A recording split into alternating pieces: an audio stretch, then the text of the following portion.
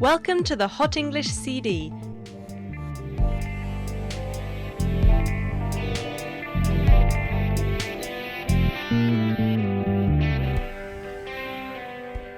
Plane Stories.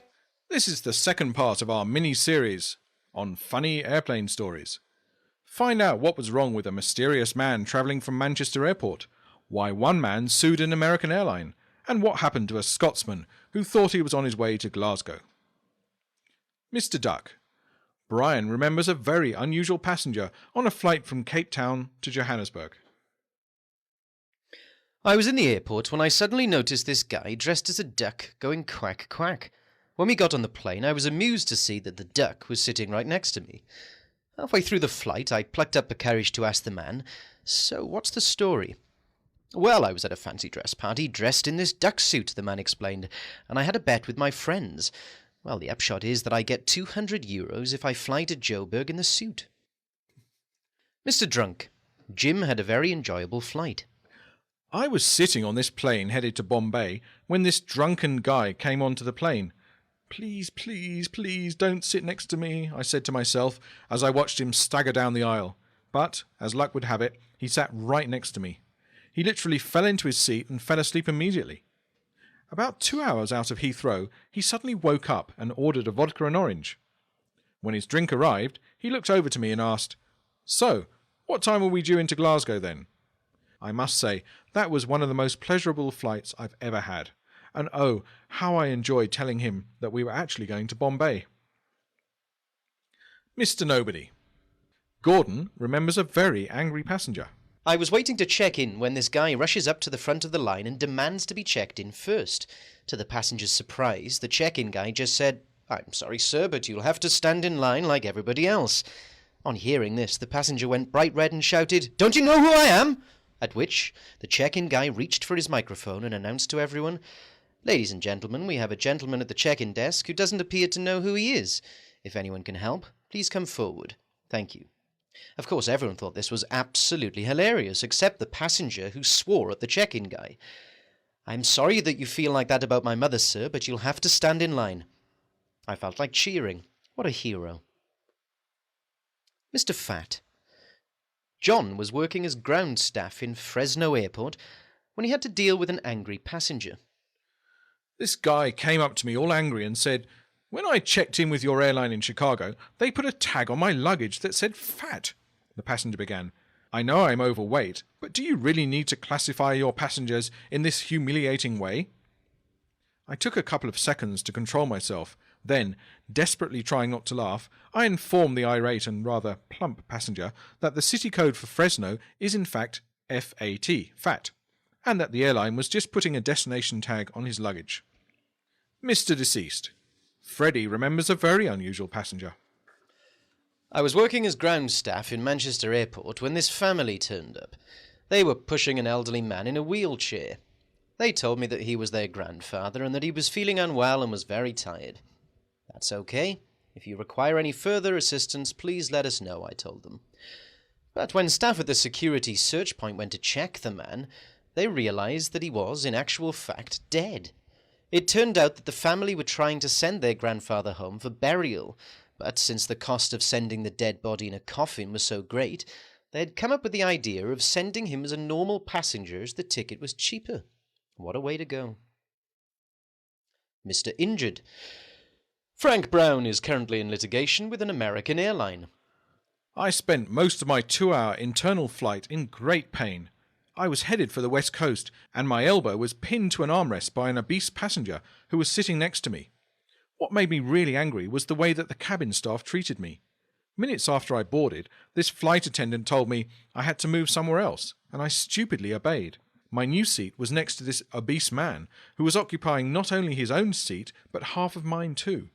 This was a huge human being, and he was pressing down on me with his full weight for the duration of the flight. When I got to San Francisco, my elbow was hurting and I was wet from the man's sweat. It was a really gross situation. As part of the compensation, I asked the airline to provide me with a temporary employee to assist with my computer work while the injury healed, but they refused. And that's why I'm going to sue them. I think they deserve to be taught a lesson.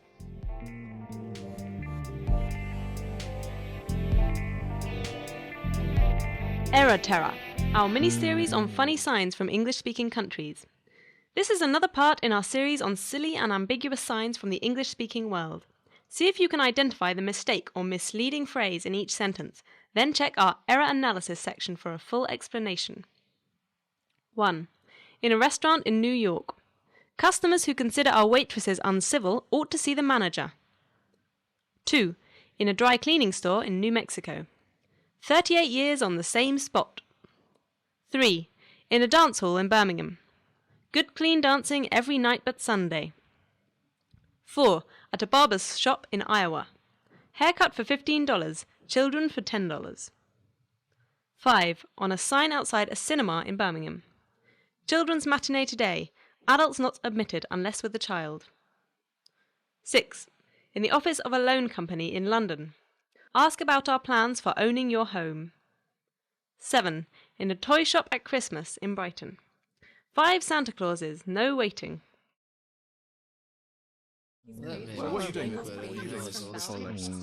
Typical dialogues. Train journey. A man and a woman who have never met before find themselves in the same sleeping compartment on a train. After the initial embarrassment, they both manage to get to sleep. The woman on the top bunk, the man on the lower. In the middle of the night, the woman says, "I'm sorry to bother you, but I'm really cold, and I was wondering if you could possibly pass me another blanket." The man leans out and, with a glint in his eye, says, "I've got a better idea. Let's pretend we're married." "Why not?" giggles the woman. "Good," the man replies. "Now go and get your own blanket." The photo. A businesswoman enters a bar, sits down at the bar, and orders a double martini on the rocks. After she finishes the drink, she looks inside her shirt pocket, then orders the bartender to prepare another double martini. After she finishes that one, she looks inside her shirt pocket once again and orders another double martini. At that point, the bartender says, "Look, ma'am, I'll bring you martinis all night long, but you've got to tell me why you keep looking inside your shirt pocket before you order a refill." And the woman replies, "I'm looking at a photo of my husband. When he starts to look good, I know it's time to go home." The Englishman. A blind guy on a bar stool shouts to the bartender, "Hey, do you want to hear a joke about a stupid Englishman?"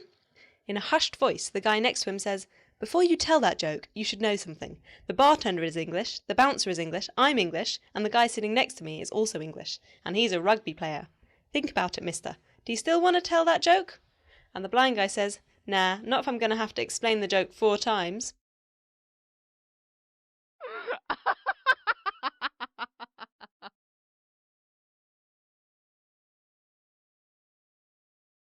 Dictionary of Slang. You are talking about a police officer who is corrupt. He is dishonest. He is not honest. He's a bent copper.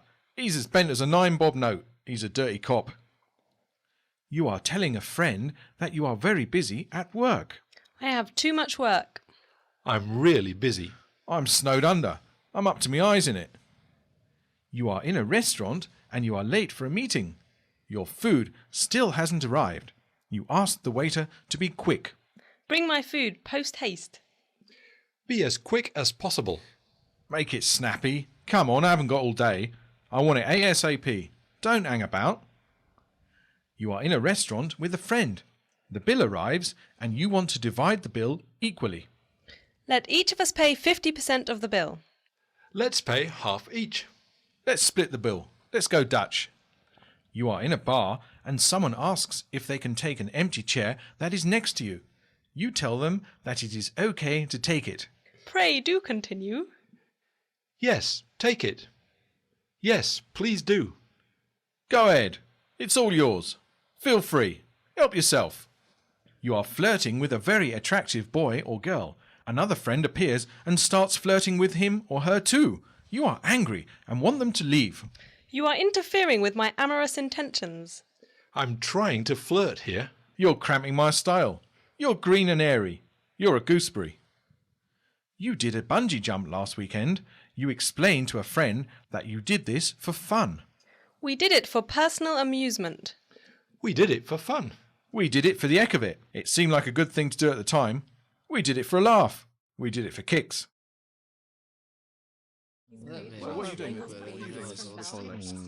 Typical dialogues. The flight. In this conversation, Mr. Fleet is on an aeroplane, which has just taken off. Listen to the conversation and answer these two questions. 1. What is Mr. Fleet desperate to eat? 2. How does the flight attendant deal with Mr. Fleet? Good morning, this is your captain speaking. Welcome to Flight 498 en route to Birmingham. We'll be flying at an altitude of 10,000 meters and our estimated time of arrival is 0800 hours. Please make sure that your seat back is in the upright position, your mobile phones are switched off, and your seatbelt is firmly fastened. Please remain seated until the fasten seatbelt sign has been switched off. If you do require any further assistance, please contact a member of our cabin crew. Now sit back and enjoy the flight. Oh, waiter, waiter. What did you call me? I'm a flight attendant. Yeah, whatever. I need to get out. Sir, you must fasten your seatbelt. But I need to get out. Sir, you must sit down. Can I get you a drink? Yeah, a drink. That would be nice. I'll have a vodka and orange. I'd also like a blanket. Very well. A red blanket, please. And make sure the vodka has one of those funny little umbrellas in it. And I'd like some headphones and a bag of nuts. Our blankets are blue. We have none of those umbrella things, and there are no nuts. No nuts? I must have nuts. I want nuts. Sir, would you please calm down? No, I want my nuts. Where are my nuts? Bring me my nuts now. Look, just sit down and be quiet. No, I will not be quiet. I want my nuts. Sir, you have to sit down. Mr. Simmons, what appears to be the problem? I'll tell you what the problem is. I asked this waiter for some nuts, and he refused. Please deal with him. Mr. Simmons, I think you know what to do, don't you? Yes, sir. Well, you heard the captain. Go and get my nuts and make it snappy. Sir, I will tell you one more time. Sit down and fasten your seatbelt. I will not. Now, are you going to shut up, or am I going to have to do that again? I think you better do it once more. Oh, that's much better. I think I'm all right now. Good. Now just sit down and fasten your seatbelt. Oh, yes, I will, thank you. And, sorry about the nuts. That's quite all right. I'm used to it.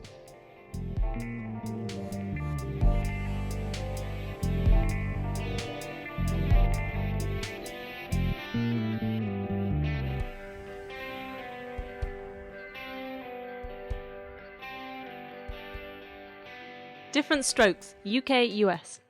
A look at the differences in character between the British and the Americans. This is the fourth part of our series on the differences in characters between Brits and Yanks. Find out about British and American attitudes to honesty, class and tradition. There's a world of difference. Happy birthday. Americans are generous when it comes to giving gifts. Almost any occasion is an excuse to give a present. Christmas, birthdays, weddings, graduations, the birth of a child, a new neighbor moving in, someone leaving, or the arrival of a new pet. Americans will usually open their gifts in the presence of the giver, and on opening them, they'll say things such as, "Oh, that's great, you're so kind," or, "Oh, I so wanted that." The Brits are different, of course. Giving gifts isn't so popular, and in certain parts of Britain, particularly in the north, it is unknown. On being presented with a gift, Brits have a natural sense of suspicion. "What's this?" they may ask. "It's not my birthday. What are you after?" Honesty. Americans are generally straightforward when it comes to expressing themselves. If the weather is bad, they'll tell you it's bad. If they're feeling ill, they'll let you know. And if they don't like a film, they'll be frank about it. The British, on the other hand, prefer to use something known as understatement. This consists of saying that something good or bad isn't as good or bad as it really is. They understate the facts. So, if the weather is really bad and it's 50 degrees below zero, they'll tell you that it's just a bit cold. And if they've just had a serious surgical operation and they're feeling ill, they'll tell you that they're just a bit under the weather. And if they see a really boring film, they'll say it wasn't bad. There are also extreme cases, such as the artillery officer who lost his leg in the Battle of Waterloo and who asked his sergeant if he could kindly look for the leg. Or the English gentleman who was involved in a car accident and who lost his right hand. On being asked how he felt, he replied, "Oh, I mustn't grumble. At least I've got the use of my left hand." Class. Americans like to think that everyone in America is equal and that anyone can live the American dream. This is partly true. Just look at their presidents and politicians. One president was a Hollywood actor, and the current governor of California is an ex-weightlifter. In theory, there's no such thing as a class system in America. just about everyone likes to think they're middle class, and that even a plumber can have a son who's a university professor. However, this is a myth, and Americans have their own upper classes, the Kennedys and the Vanderbilts, and lower classes, white trash, hillbillies, and marginalized groups. In Britain, the class system is much more evident, and people are proud of the class they belong to, each group having its own accent, way of dressing, and residential zone. Tradition. Americans like tradition, but they aren't sentimental about it. After all, they can go to Europe for things like that. They are much more practical and admire things for their functionality. If it isn't serving any practical purpose, it doesn't deserve to exist, and it's time to pull it down. In Britain, things are different, and for the Brits, tradition represents continuity, and it must be preserved at all costs. In the past, they have fought to defend the pound, red telephone boxes, the pint, and imperial measurements, miles, feet, inches.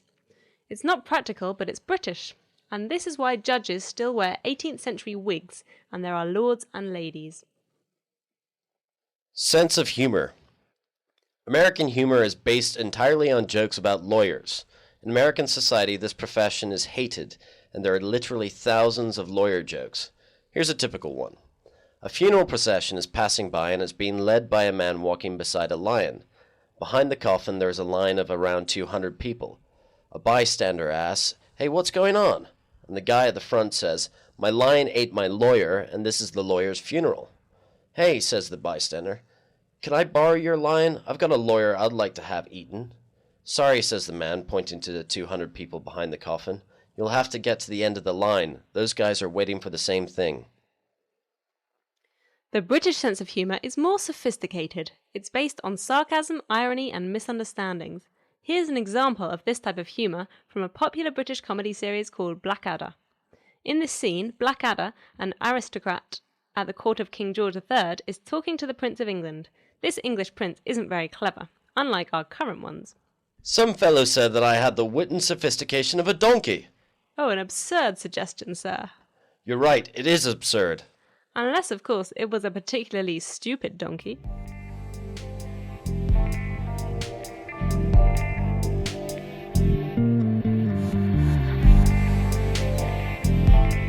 Dr. Finger's pronunciation course. Hello everybody, and welcome to my pronunciation course. This is the third part of our series on the differences in pronunciation between British and American English. This month, we are looking at some more sounds. 1. The I sound. Listen to these words and hear how the I sound is pronounced differently. The first speaker of each group is speaking with a standard British accent, and the second speaker is speaking with a standard American accent. Night. Night. Fight. Fight. Right. Right. Sight. Sight. 2. The A sound. This sound is different too. Man. Man. Axe. Axe. Pan. Pan. Sad. Sad. Bag. Bag. Brad. Brad. Sack. Sack. Ban. Ban. Hat. Hat. 3. The ear sound. Listen to the differences with this sound. Notice how the Americans pronounce the R sound much more prominently than the British. Beer. Beer. Here. Here. Steer. Steer. Tear. Tear. Beard. Beard. Gear. Gear. 4. The A sound. This A sound is different too. Pain. Pain. Shade. Shade. Dave. Dave. Gave. Gave. Wait. Wait. Taste. Taste. Bait. Bait. Paper. Paper. 5. The R sound. Finally, let's listen to some words with an R in them. In British English, the R sound is not very prominent. Unless it is before a vowel, reread. However, in American English, the R sound is pronounced much more. Listen to the differences. Turn, Turn. fur, Fur. pearl, Pearl. worm, Worm. warm, Warm. word, Word.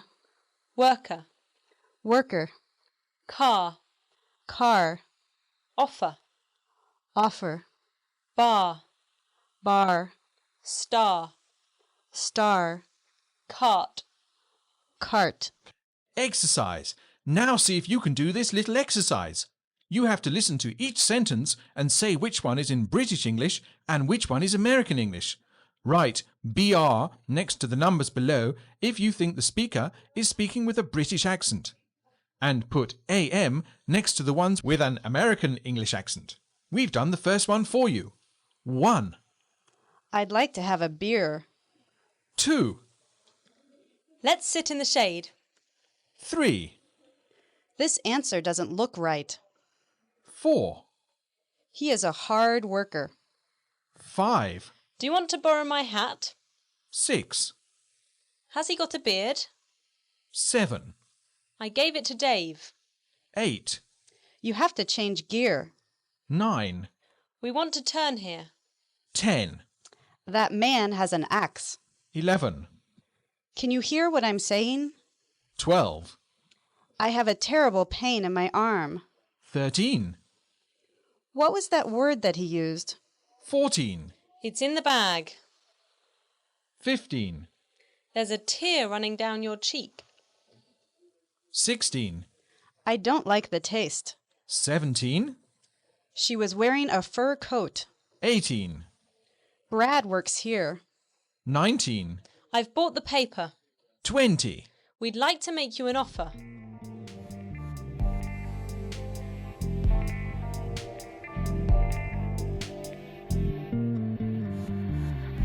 In the news, Hot English, the voice of truth. Pay your way. How much do you usually leave as a tip in restaurants? In Britain, the system is quite open, but in the States, it's different. The normal amount is 15%, and if you don't pay, hotel and restaurant staff can get quite aggressive, as Umberto Taveras found out. I was out with some friends, Umberto explains, and we went to this Italian restaurant, but we weren't happy with the service, so we just left an 8% tip. Then, as we were leaving, the manager and a couple of the cooks came out and demanded more. We refused, and they chased us down the street like we were a bunch of criminals.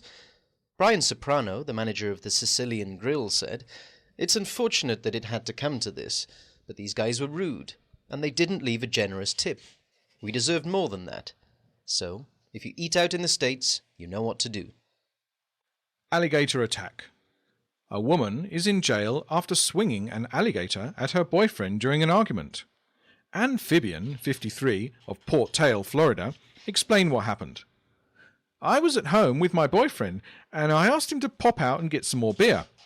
But he refused, and we got into a fight. At first, we were throwing stuff at one another, but then it got ugly, and I decided to get my pet alligator, Jimmy, from the bath. I grabbed Jimmy by the tail and swung him at my boyfriend as he tried to escape, and it was then that the gator took a bite out of my boyfriend's leg. The alligator was later released by wildlife officials. Dying parrot. In a unique case of life imitating art, or at least the comedy television series Monty Python, an indignant Israeli is suing a pet shop for selling him a dying parrot. For several hours the parrot did nothing, Yitzhak Shlom explained. I tried to teach him a few words, but he didn't make a sound, and that's when I started to suspect that perhaps this parrot was on its last legs. However, when I took him back to the shop owner assured me that the parrot was not ill, but simply needed time to adjust to its new environment. What a load of rubbish. Mr. Shlom eventually took the parrot to a vet, who confirmed that the parrot was in fact dead. Shlom demanded the shop owner return his money, around $2,000, but the shop owner refused, claiming that the bird was alive when he sold it. The two parties are due to appear in court.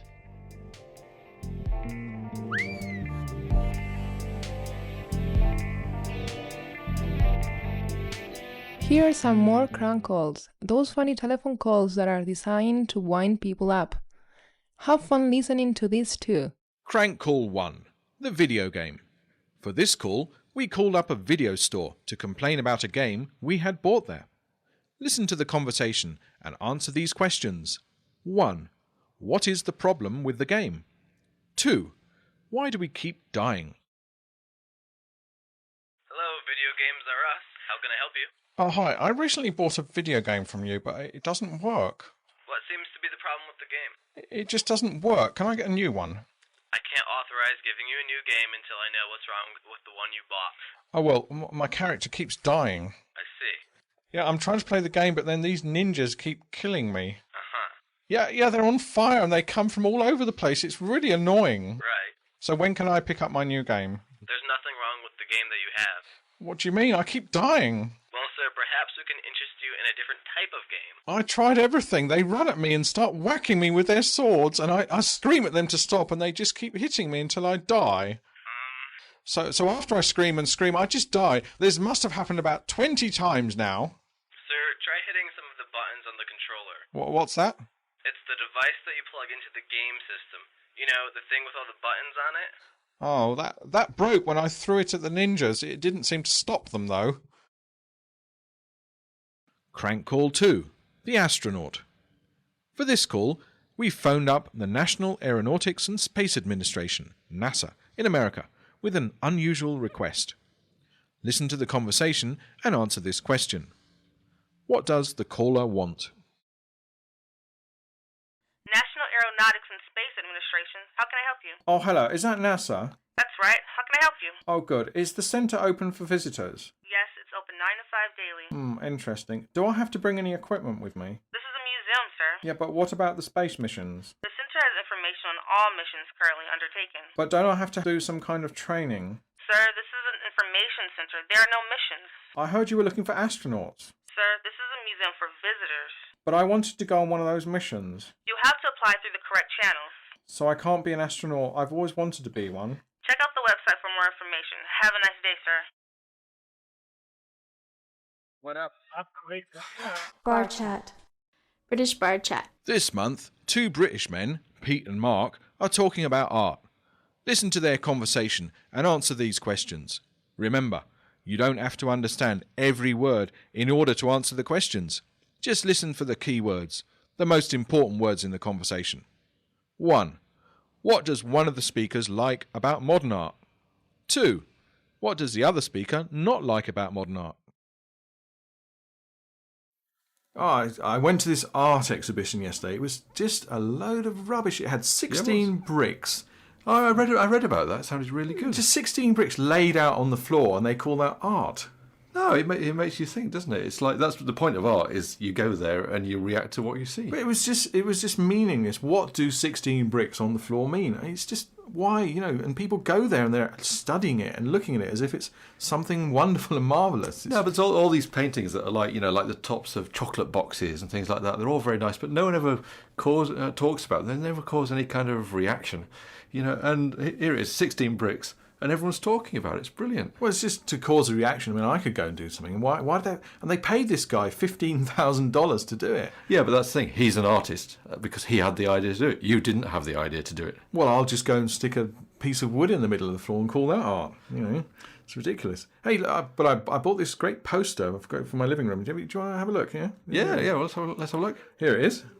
But there's nothing on it. It's black with a white dot. Well, that's it. It's symbolic of life, isn't it? What up? Bar chat. US bar chat. This month, we're going to listen to 2 young Americans, Jim and Erin, who are talking about their experiences of living abroad in Spain. Listen to their conversation and answer these questions. 1. What do they like about Spain? 2. What do they say about talking to Spanish people? So how long have you been living here in Spain now? About 3 weeks. 3 weeks in. So how's it going so far? It's really good. It's very, very different from where I come from. Mm-hmm. The United States, I was brought up there. I haven't been to any other countries. And Spain is the first country that I've been to. So what's the best thing you've noticed so far? best thing are the buildings and the architecture, because everything in the United States is relatively new. Mm-hmm. And everything here is old and it's beautiful. And the people are very nice too. Yeah, I would definitely agree with that. That living abroad, you get an appreciation for the history and the culture of living somewhere else. For example, when you turning a corner, here you see buildings. People playing the violin on the side of the street. That's awesome. And for example, where I live, it's the house I live in. It's about 200 years old. Has a huge history behind it, and even despite the history, some Spaniards have told me that they're tending to tear these buildings down. Yeah. But whatever it is, the food too, I tend to enjoy that. Yeah, the food's good too. How about the people? What do you think so far? Well, I've met a lot of interesting people.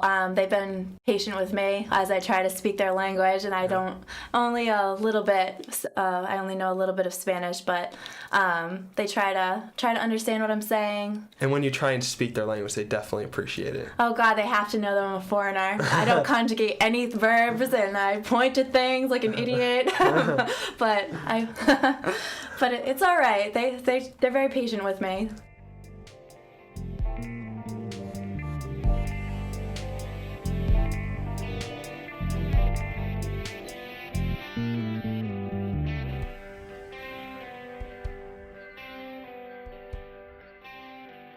Interview horror.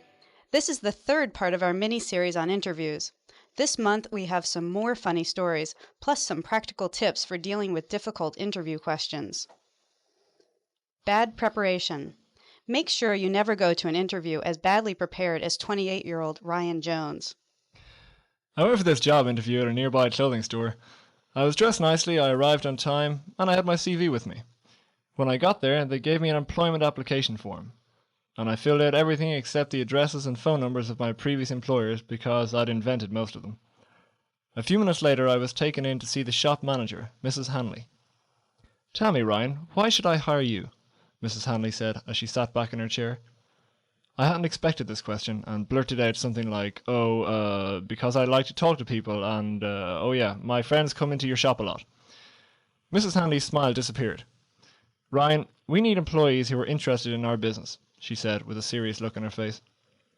Then she scanned my CV and her expression turned to a frown. "I see no addresses or phone numbers for your references," she said. "Do you have them with you?"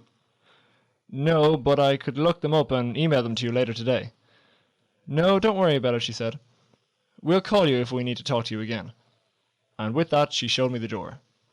I think I'll be better prepared and more honest for my interview next time. Unexpected attire. 27-year-old Jane Breaks remembers a humiliating interview. I once went to this interview for a sales consulting job that involved selling books to the Spanish-speaking market. I'd put on my CV that I spoke fluent Spanish, but that was a lie. I arrived at the office on time, but to our mutual horror, both myself and the interviewer were wearing exactly the same gray suit and white shirt. The only difference was our shoes. I was wearing red ones, she was wearing blue ones. Anyway, we sat down and she started off asking me the usual questions. Where have you worked? What were you doing? Why did you leave? Etc., etc., etc. Then she said, "Oh, and I see you speak fluent Spanish. ¿Cómo te llamas?" "What?" I said, and she repeated the question even more slowly. "¿Cómo te llamas?" But I still couldn't get it. Proficient in Spanish, it says here.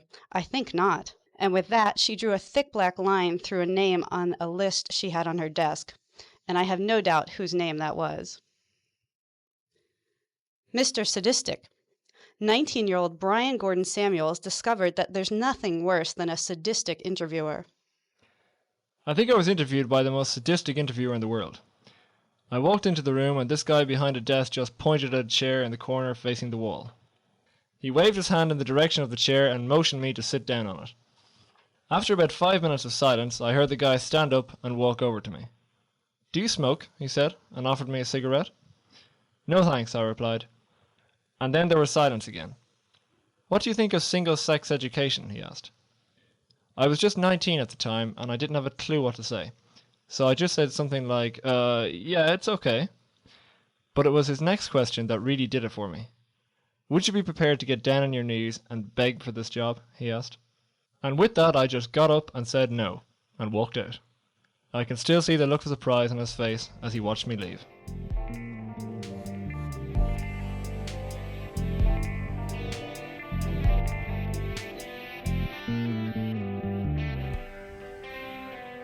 Business Dialogues. Hi, and welcome to the Business Dialogue section of Hot English. The useless employee.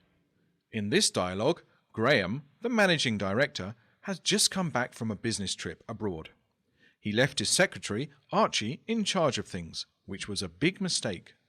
Listen to the dialogue and answer these two questions. 1.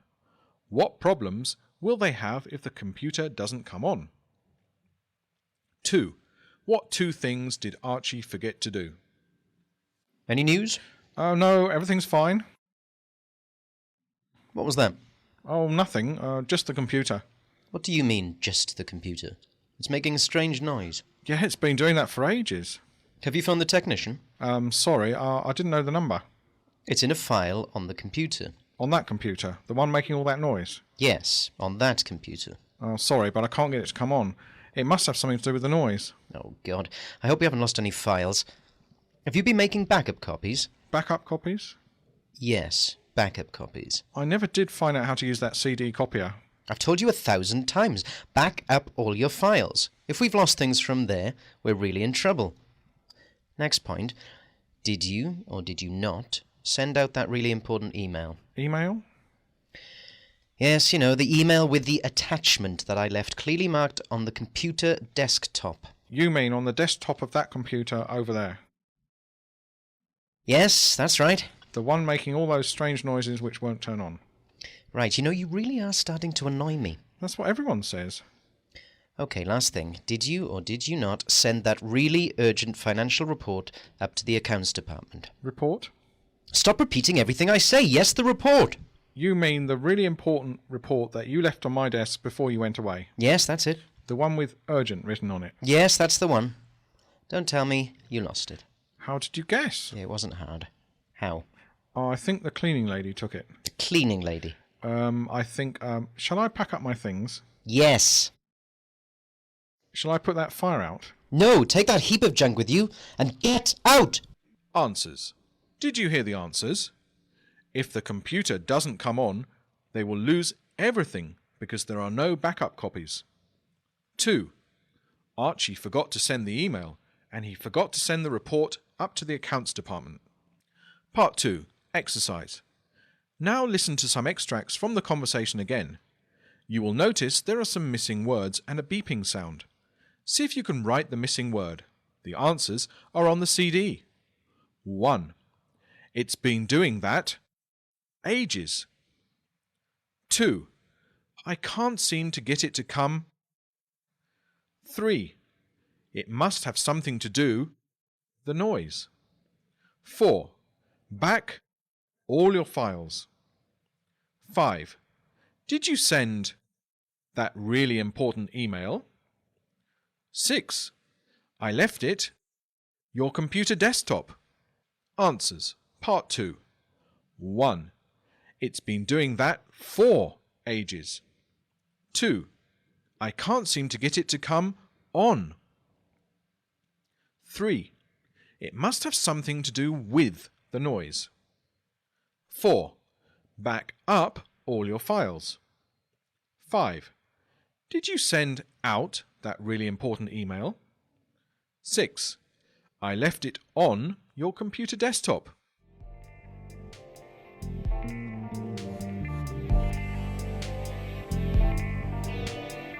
Business.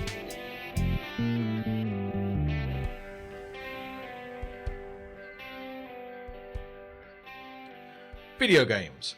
Hi, and welcome to Business Chat. Today, we'll be talking about the video game industry with Jim Barker, the editor of Video Games Weekly.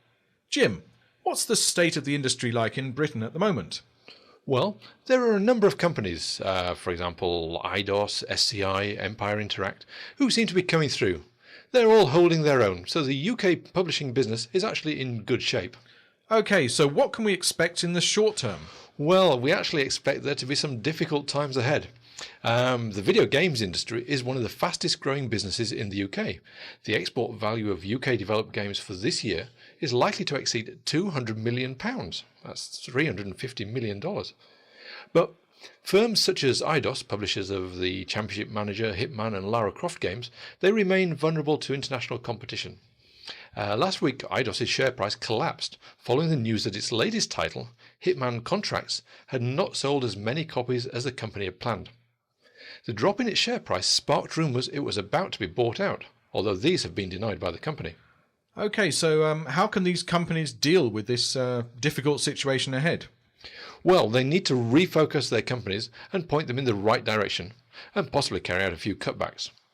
Eidos employs 650 people worldwide and has 5 development studios, 2 of which are in the UK. This makes it one of the most important video game firms with headquarters in the country. There's probably some room for rationalisation here, and consolidation, and takeovers of some of the smaller companies. Okay, so what effect will all these changes have? Well, I think the consolidation will take 2 forms.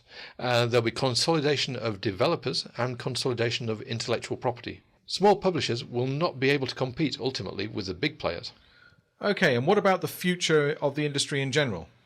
Well, many in the industry believe that the global games industry will eventually mirror the film industry, with a handful of giant publishers supplied by a limited number of developers who use smaller companies for specialist work. It will be like Hollywood, where companies will come to the UK for certain core skills. UK development will end up providing those core skills such as game engines or artificial intelligence, as well as creativity. Okay, Jim, that was really interesting. Thanks very much. No problem. Hey, fancy another game of Deathscope? Yeah, if you want, but I'll thrash you again. You never beat me, lass. I wiped out your defences and eliminated your control centre. Yeah, but did you locate and put my HQ out of action? No, you didn't. This time I'll show you, you wimp. All right. No need to get personal.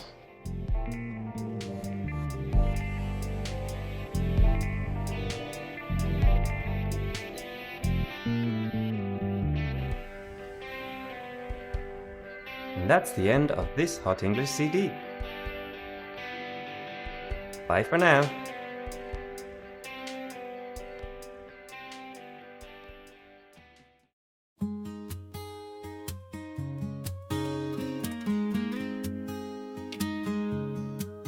Let's learn a word, let's have some fun. In English we can talk to anyone. Hello, goodbye, it's easy to say. Just open your heart and speak every day. Murray English is our song. Let's sing it loud and strong. Every word's a step we're learning all day long. From A to Z, we'll write and read. With English in our hearts, we'll succeed.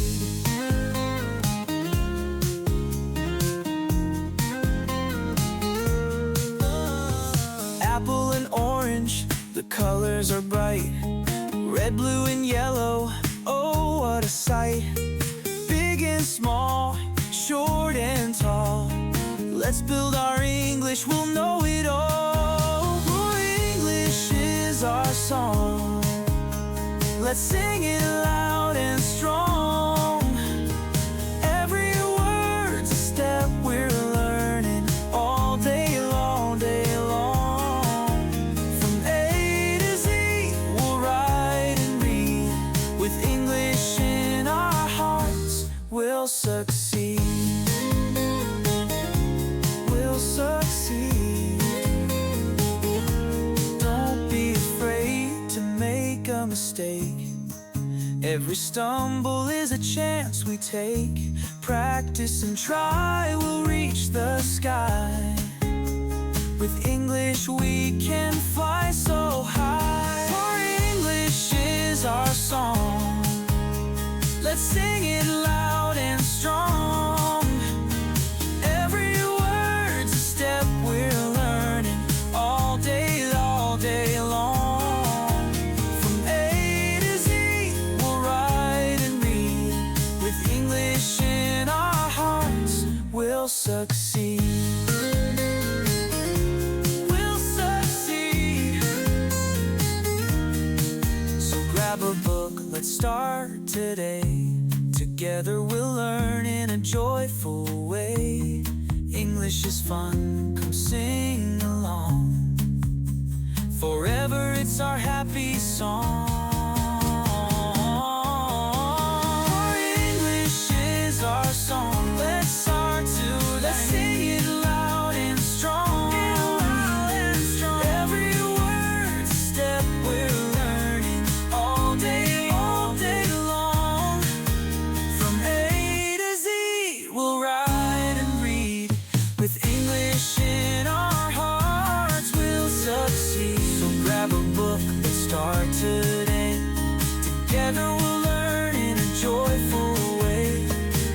English is fun, come sing along. Forever it's our happy song.